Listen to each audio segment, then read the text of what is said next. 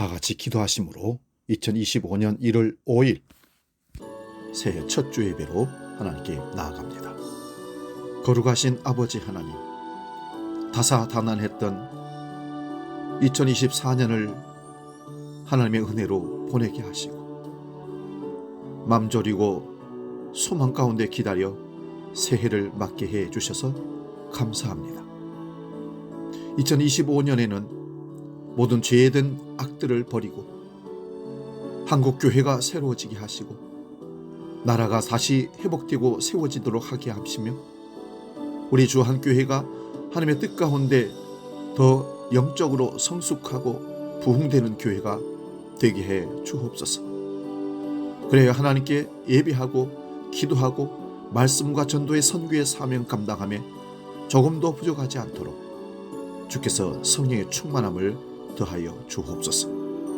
새해 첫 주부터 52주를 주일 성수하며 영광 돌리며 나아가는 모든 성도들을 붙잡아 주시고 악한 마귀 사탄 유혹에 넘어가지 않고 예배의 성수함으로 아버지 앞에 영광 돌리며 예배를 통해서 도전받고 삶을 결단하고 하나님을 만나며 열매 있는 삶으로 영광 돌리는 인생 되도록 주여 인도하여 주옵소서.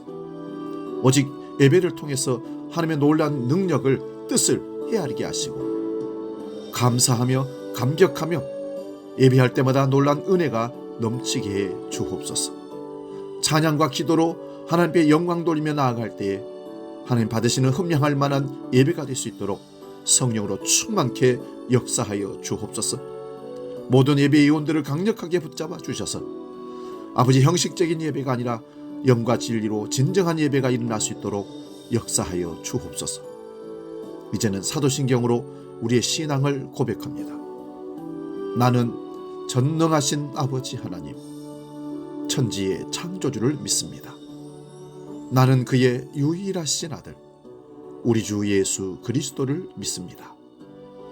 그는 성령으로 잉태되어 동정녀 마리아에게서 나시고 본디오 빌라도에게 고난을 받아 십자가에 못 박혀 죽으시고 장사된 지 사흘 만에 죽은 자 가운데서 다시 살아나셨으며 하늘에 오르시어 전능하신 아버지 하나님 우편에 앉아 계시다가 거기로부터 살아있는 자와 죽은 자를 심판하러 오십니다. 나는 성령을 믿으며 거룩한 공교회와 성도의 교제와 죄를 용서받는 것과 몸의 부활과 영생을 믿습니다. 아멘.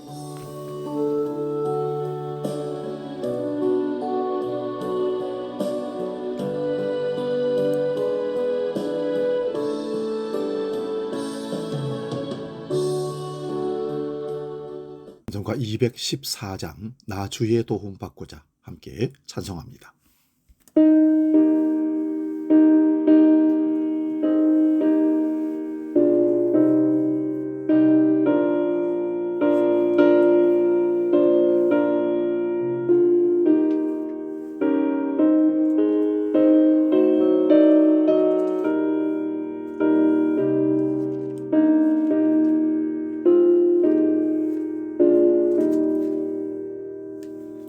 나 주의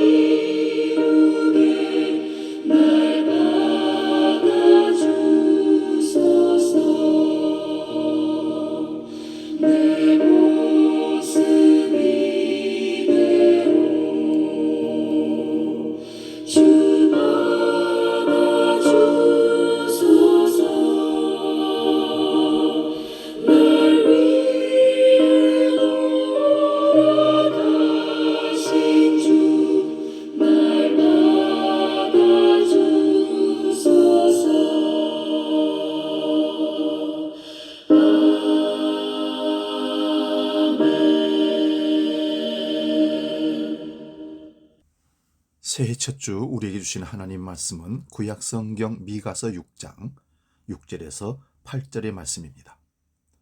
구약성경 1296면에 있습니다. 이 말씀 봉독할 때에 살아계신 하나님의 음성을 들을 수 있기 바랍니다. 미가서 6장 6절에서 8절 말씀 지금 봉독합니다. 내가 무엇을 가지고 여호와 앞에 나아가며 높으신 하나님께 경배할까? 내가 번제물로 일련된 송아지를 가지고 그 앞에 나아갈까? 여호와께서 천천의 수양이나 만만의 강물 같은 기름을 기뻐하실까? 내 허물을 위하여 내 맏아들을 내 영혼의 죄로 말미암아 내 몸에 열매를 드릴까? 사람아, 주께서 선한 것이 무엇임을 내게 보이셨나니 여호와께서 내게 구하시는 것은 오직 정의를 행하며 인자를 사랑하며 겸손하게 네 하나님과 함께 행하는 것이 아니냐. 아멘. 오늘 봉독한 말씀으로 주님 앞에 나아갈 때 이런 제목으로 말씀 상고하면서 피차 은혜를 나눕니다. 하나님은 우리가 무엇을 드리기를 원하실까요? 오늘은 바로 이 주제를 다루고 있는 본문입니다. 미가 선지자가 하나님께서 무엇을 좋아하신지 몰라서 이렇게 말하고 있는 것은 결코 아닙니다. 그는 오늘 본문을 통해서 신실하신 하나님께 이스라엘 백성들이 해야 할 일이 무엇인지 깨닫게 해주고 싶어 했습니다. 그래서 질문하고 대답하는 형식으로 하나님의 마음을 전달하고 있습니다. 본문 6절을 봅니다. 내가 무엇을 가지고 여호와 앞에 나아가며 높으신 하나님께 경배할까? 내가 번제물로 일련된 송아지를 가지고 그 앞에 나아갈까? 미가 선지자는 번제를 위한 제물로 일련된 송아지를 언급합니다. 일련된 송아지는 율법에 기록된 제물로서 매우 값비싼 제물입니다. 미가는 하나님께서 이렇게 값진 제물을 바치면 좋아하실까 하는 질문을 사실상 이스라엘 백성들에게 던지고 있습니다. 이어서 본문 7절도 봅니다. 여호와께서 천천의 순양이나 만만의 강물 같은 기름을 기뻐하실까? 내 허물을 위하여 내 맏아들을 내 영혼의 죄로 말미암아 내 몸에 열매를 드릴까? 여기 천천이란 표현은 매우 많음을 강조하는 것입니다. 그러니까 천천의 순양이란 셀 수 없을 만큼 많은 양의 순양을 의미합니다. 엄청나게 많은 양의 제물을 하나님께 바치는 것을 의미합니다. 또 만만의 강물 같은 기름을 기뻐하실까라고 했습니다. 여기서 기름이란 감람류, 올리브 기름을 의미합니다. 이 당시 올리브 기름은 매우 귀했습니다.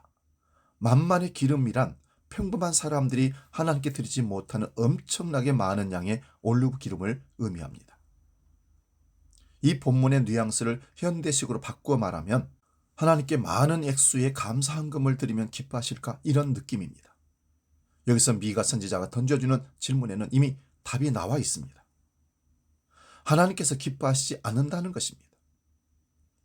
하나님은 온 세상 천하 만물의 창조주 되십니다. 말씀으로 온 우주를 지으실 수 있는 하나님께서 무엇이 부족해서 천천의 순양이나 만만의 기름이 필요하시겠습니까? 하나님은 우리의 진심이 담긴 마음을 원하십니다. 이어서 내 허물을 위하여 내 맏아들을 내 영혼의 죄를 인하여 내 몸에 열매를 드릴까의 다른 번역본을 보면 내 허물을 벗겨주시기를 빌면서 내 맏아들이라도 주님께 바쳐야 합니까?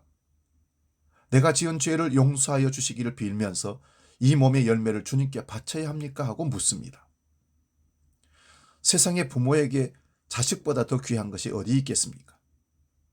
내가 가장 소중하게 여기는 그것, 최상의 제물, 최고의 제물, 내 모든 것을 다 바치면 하나님께서 죄를 용서해 주시려나 묻고 있는 것입니다. 여기서 우리는 하나님께서 아브라함에게 하나밖에 없는 이삭을 바치라고 명령하신 장면을 떠올려 볼 수 있습니다. 그러나 실상 하나님께서 이삭을 제물로 원하시는 것이 아니라 아브라함의 마음을 시험하신 것입니다. 이 세상 그 무엇보다도 하나님을 사랑하는가? 하나밖에 없는 내 아들보다 나를 더 사랑하느냐는 물음입니다. 하나님은 아브라함의 믿음과 마음을 시험하신 것이지 결코 이삭을 제물로 원하는 것이 아니었습니다. 미가 선지자는 오늘 이 본문을 통해서 하나님께서 진실로 원하시는 삶의 모습이 무엇인지 이스라엘 백성들에게 전해 주었습니다. 사실 이 당시에 겉으로는 하나님께 많은 재물을 가지고 제사를 드리면서 여전히 하나님 앞에서 죄를 회개하지 않고 악을 행하며 살아가는 사람들이 태반이었습니다. 이스라엘 백성들은 앞에서는 하나님께 값비싼 제물을 바쳤으나 뒤에서는 우상을 섬기며 죄악을 행했던 것입니다. 미가는 이런 제물은 하나님 앞에서 아무런 의미도 가치도 없다는 것을 선포합니다. 아무리 천천의 순양이나 만만의 기름이라 할지라도 하나님을 향한 진심 어린 마음이 빠진 제물은 소용이 없습니다. 드디어 미가는 하나님께서 원하는 것이 무엇인지 구체적으로 소개합니다. 본문 8절을 봅니다. 사람아, 주께서 선한 것이 무엇임을 내게 보이셨나니 여호와께서 내게 구하시는 것은 오직 정의를 행하며 인자를 사랑하며 겸손하게 내 하나님과 함께 행하는 것이 아니냐. 하나님께서 원하시는 것은 사치스러운 제물이 아닙니다. 하나님은 물질적으로 대단해 보이는 제물을 원하는 것이 아닙니다. 하나님은 주님의 백성이 하나님의 뜻을 따라 그가 살아가면서 정의를 행하는 것을 원하고 계십니다. 이웃에게 친절하게 대하고 선을 베풀고 사랑하는 삶을 원하십니다. 또한 하나님 외에 다른 것을 의지하지 아니하고 겸손하게 하나님만 의지하고 살아가는 삶을 포시기를 원하십니다. 이것이 바로 하나님께서 우리에게 진정으로 원하시는 예배입니다. 구약의 제사를 중지하는 제사장은 하나님 앞에 나아가는 절차가 있었습니다. 첫째, 제사장은 성전에 들어가기 전에 물두멍에 물에 수족을 씻어서 죽음을 면하라 했습니다.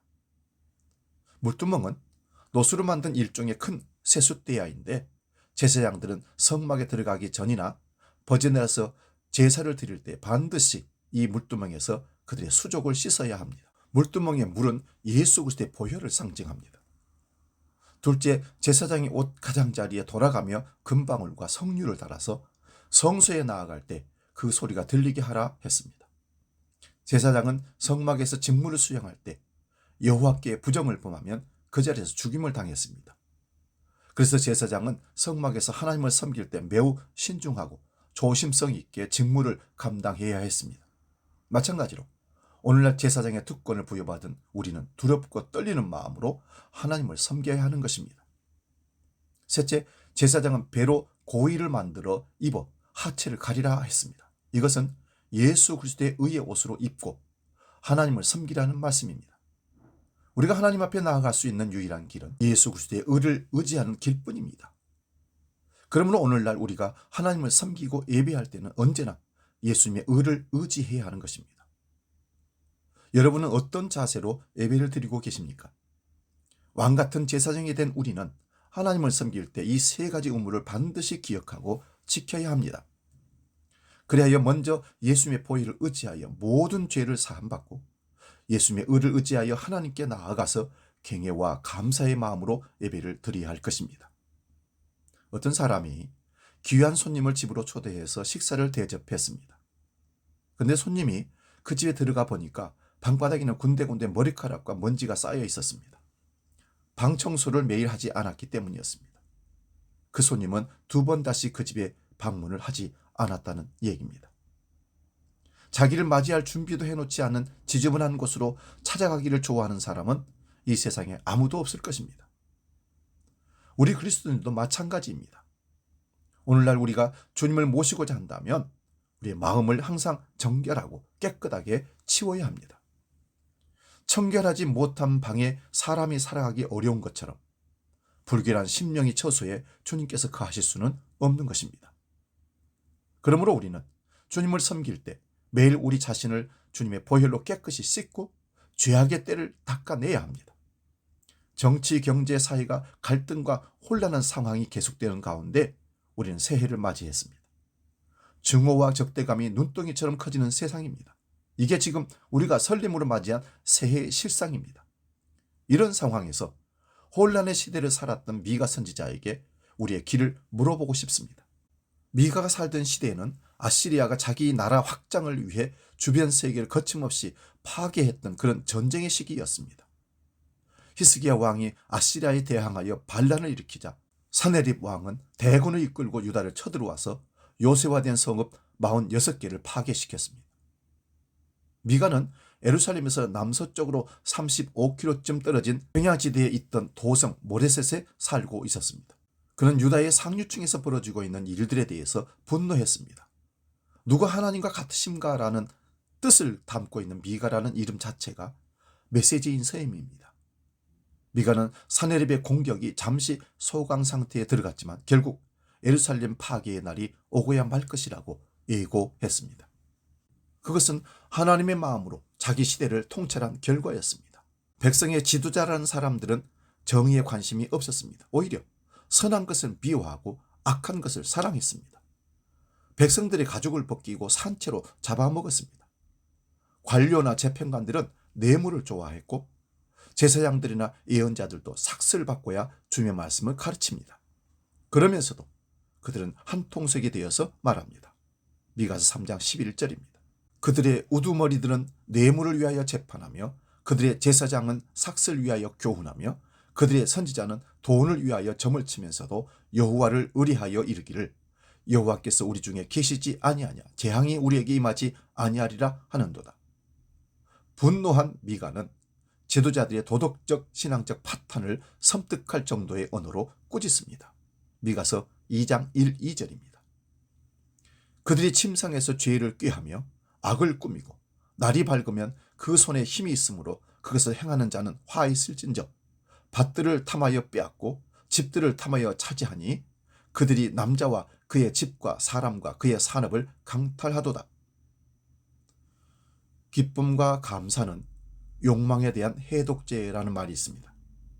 감사와 감격이 사라지면 사람들의 내면 깊은 곳에 숨겨져 있던 자기 중심주의가 고개를 들기 마련입니다. 제사장 나라, 거룩한 백성의 꿈은 그때 여지없이 무너지고 말았습니다. 오늘 본문은 바로 이런 배경을 염두에 두고 보아야 합니다. 사람들은 묻습니다. 본문 6절을 다시 봅니다. 내가 무엇을 가지고 여호와 앞에 나아가며 높으신 하나님께 경배할까? 내가 번제물로 1년 내 송아지를 가지고 나아갈까? 예배의 자리는 하나님의 부르심과 인간의 응답이 마주치는 현장입니다. 부르심이 없다면 우리는 하나님의 현존 앞으로 나아갈 수가 없습니다. 출애굽기 마지막 장인 40장 34절 35절에서 이렇게 말씀합니다. 구름이 회막에 덮이고 여호와의 영광이 회막에 충만하며 모세가 회막에 들어갈 수 없으니 이는 구름이 회막 위에 덮이고 여호와의 영광이 성막에 충만함이었으며 그리고 바로 이어지는 레위기 1장 1절은 여호와께서 회막에서 모세를 부르시고 그에게 말씀하여 이르시되라고 기록하고 있습니다. 예배는 부르심에 대한 인간의 응답입니다. 하나님 앞에 나아갈 때 무엇을 가지고 가야 합니까? 라는 질문은 출애굽기 23장 15절에서 너희는 빈손으로 내 앞에 나와서는 안 된다는 말씀을 배경으로 하고 있습니다. 그런데 무엇을 드리며 하나님이 기뻐할까요? 번제물로 바치 1년 된 송아지이면 될까요? 수천 머리의 양이나 수만의 강줄기를 채울 올리브 기름을 바치면 하나님이 기뻐하실까요? 마다들을 바치면 허물을 벗겨주실까요? 사실 이런 질문은 하나님에 대한 오해에서 비롯된 것입니다. 정죄를 창조하신 하나님이 뭐가 아쉬워서 이런 것을 요구하시겠습니까? 하나님 앞에 나올 때 빈손으로 오지 말라는 말은 하나님에 대한 감사와 경외심이 있는지 없는지를 살피라는 말입니다. 그런데 인간은 이렇게도 어리석습니다. 미가는 이런 질문을 던지는 사람들을 향해서 사람아, 주께서 선한 것이 무엇임을 내게 보이셨느니 말합니다. 사람아는 에구, 이 인간아 그런 말로 드립니다. 실제로 사람이라 번역된 단어는 아담입니다. 영어 성경은 이것을 모탈이라고 번역하고 있습니다. 죽을 수밖에 없는 존재, 유한한 존재라는 말입니다. 우리는 하나님이 바라시는 것이 무엇인지 모르고 갈림길에 설 때마다 우리는 하나님 뜻을 여쭈곤 합니다. 그때마다 하나님은 매번 우리 삶에 개입하셔서 우리에게 이렇게 해라 저렇게 해라 말씀하지는 않습니다. 방향만 가르쳐 보이십니다. 그 방향을 선택하는 것은 우리의 몫입니다. 미가는 주님께서 요구하시는 것을 아주 간명하게 보여줍니다. 공의를 실천하는 것, 인자를 사랑하는 것, 겸손히 하나님과 함께 행하는 것이라고 합니다. 영국의 존 웨슬리는 교인들이 늘 명심해야 할 3가지 삶의 원리를 제시한 바 있습니다. 해를 끼치지 말라, 선을 행하라, 하나님의 사랑 안에 머물라. 그런데 잘 살펴보면 존 웨슬리가 제시하는 삶의 원리는 미가서가 전하는 메시지와 거의 같음을 알 수 있습니다. 해를 끼치지 말라는 말을 뒤집어 보면 공의를 실천하는 말이 됩니다. 해를 끼치지 말라는 말은 소극적인 윤리처럼 보이지만 실은 그렇지가 않습니다. 구체적으로 누군가에게 위해를 가하거나 재산상의 손실을 초래하지는 않는다 해도 우리는 다른 사람들에게 해를 끼칠 수 있습니다. 나의 말과 태도 때문에 상처를 받거나 모욕감을 느끼는 사람이 있을 수 있습니다. 죄가 중력처럼 우리를 아래로 잡아당길 때 우리는 다른 사람들에 대해 나쁘게 말하고 분열적인 태도를 취하고 사람들을 얕잡아 봅니다. 우리가 남에게 해를 끼치지 않기 위해서 조심스럽게 살 때 타자에 대한 두려움이 오히려 줄어듭니다. 서로에게 해를 끼치지 않기 위해서는 먼저 하나님을 우리 사이에 모셔드려야 합니다. 선을 행하라는 말과 인자를 사랑하는 말도 서로 통합니다. 인자한 사람들은 사납지가 않습니다. 선을 행한다는 것은 우리의 의지에 따른 것이 아니고 예수님을 따르라는 부름에 대한 응답이어야 합니다. 수없이 많은 악에 시달렸으면서도 바울 사도는 로마서 12장 9절 10절에서 이렇게 말합니다. 사랑에는 거짓이 없나니 악을 미워하고 선에 속하라. 형제를 사랑하여 서로 우애하고 존경하기를 서로 먼저 하라고 권면합니다. 그리스도의 사랑에 잡힌 사람이기에 할 수 있는 말입니다. 선한 것을 굳게 잡으십시오. 서로 다정하게 대하시기 바랍니다. 존경하기를 먼저 하십시오. 이것이 성화의 길을 걷는 우리가 새기고 또 굳게 잡아야 할 말씀입니다. 겸손히 하나님과 함께 행하는 것은 하나님 사랑 안에 머무는 것, 사람들 앞에서 자기를 내세우지 않는 것과 통합니다. 동행자가 누구냐에 따라서 우리가 태도가 달라질 때가 참 많습니다. 우리는 사회적 가면을 바꿔 쓰고 거침없이 행동하기도 하지만 사뭇 조심스럽게 처신할 때도 있습니다. 운전하는 분들도 동승자가 누구냐에 따라서 차를 조심스럽게 몰기도 하고 거칠게 몰기도 합니다. 우리는 지금 누구와 삶의 여정을 함께하고 있습니까? 우리와 함께 하시는 하나님, 곧 임마누엘의 고백은 우리가 필요할 때만 떠올리는 말이 된 것은 아닌지요. 믿음으로 산다는 것은 언제나 하나님을 모신 사람으로 산다는 말입니다. 하나님을 모시고 사는 사람들은 경거망동할 수 없습니다. 골로새서 2장 6절 7절입니다. 그러므로 너희가 그리스도 예수를 주로 받았으니 그 안에서 행하되 그 안에 뿌리를 박으며 세움을 받아 교훈을 받은 대로 믿음에 굳게 서서 감사함을 넘치게 하라. 그리스도 안에서 산다는 것을 바울 사도는 그분 안에 뿌리를 박고 세우심을 입는 것으로 소개하고 있습니다. 우리는 주님 안에 뿌리를 박은 사람입니다. 주님의 마음에 뿌리를 내렸다면 우리 또한 주님의 맺으신 삶의 결실을 거두게 될 것입니다. 하나님은 여전히 우리의 마음과 삶에서 거룩함을 요구하고 계십니다.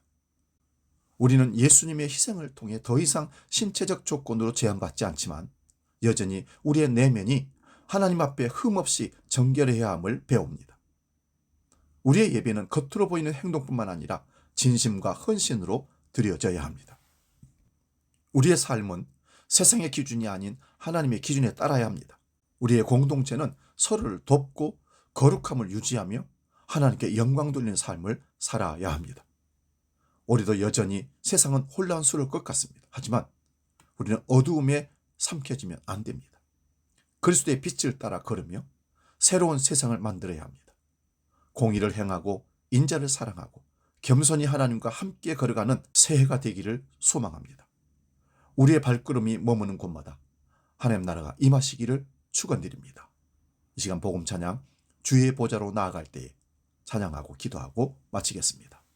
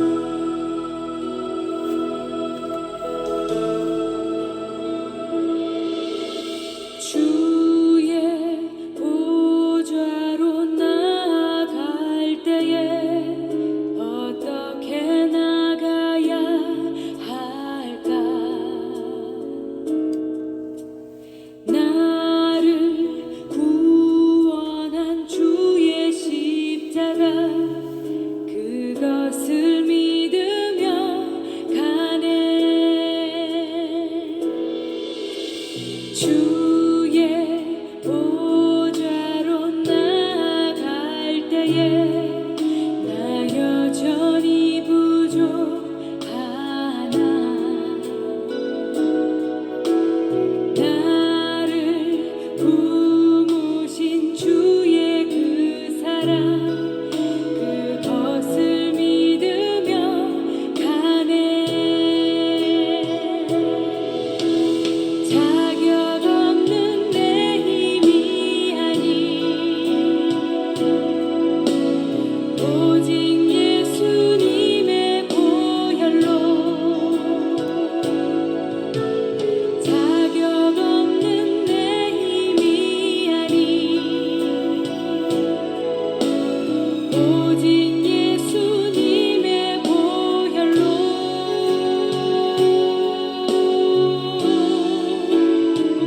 십자가의 보혈, 완전하신 사랑, 힘입어 나아가리라. 십자가의 보혈, 완전하신 사랑, 힘입어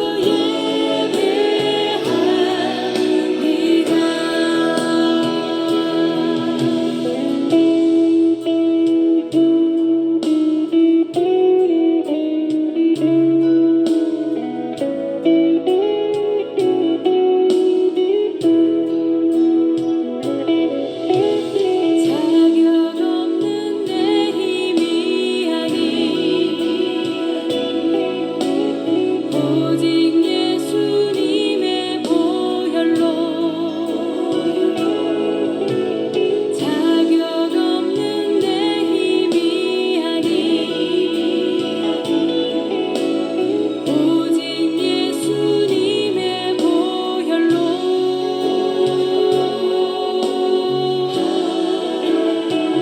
십자가의 보혈, 완전하신 사랑,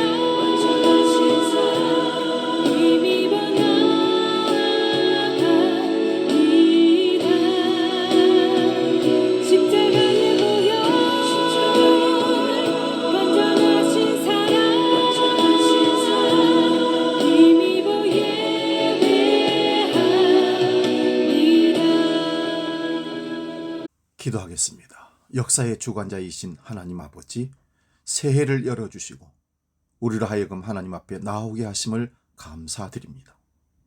올해도 하나님 앞에 열심히 나오게 하시고 하나님의 원하심이 무엇인지를 알아 공의를 실천하는 것과 인자를 사랑하는 것, 겸손히 하나님과 함께 행하는 것들을 기억하며 나아가서 하나님을 기쁘시게 하고 이웃을 행복하게 만드는 참 예배자들이 다 되게 하여 주시옵기를 예수님의 이름으로 축복하고 기도하옵나이다. 아멘. 이제는 역사의 주관자이시며 우리의 소망이시며 우리를 섭리하시고 이끄시는 주 예수 그리스도의 은혜와 아버지 하나님의 크신 사랑과 성령님의 감동, 교제, 역사 충만케 하심이 하나님께 나아가는 방법을 알고 하나님이 기뻐하시는 예배로 한 해를 온전히 드리기로 약속하고 결단하며 나아가는 모든 주의 백성들 머리 위에 지금부터 영원히 함께 하시기를 간절히 축원하옵나이다. 아멘.